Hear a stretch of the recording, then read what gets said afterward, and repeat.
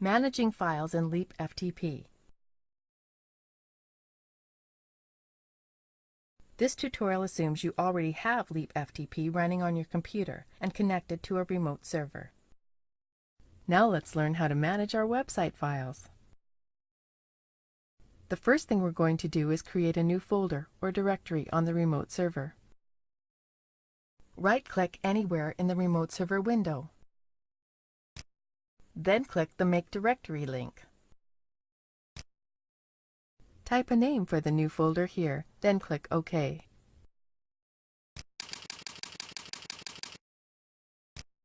That's all there is to it. Now let's rename this new folder. Right-click the folder. Then click Rename. Type the new folder name in here, then click OK. The new folder has been renamed.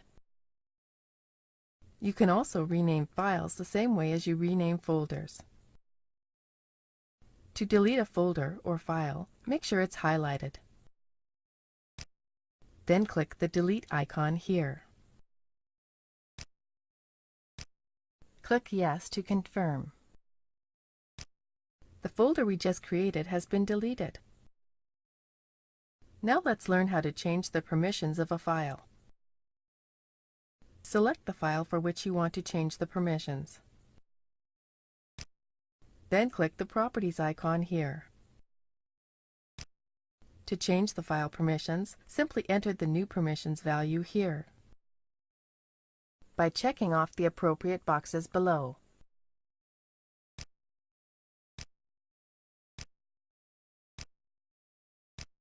Click OK when finished.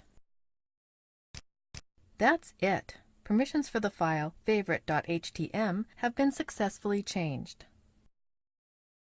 This is the end of the tutorial. You should now know how to manage your files and folders in LeapFTP, including creating new folders, renaming them, deleting them, and changing file permissions.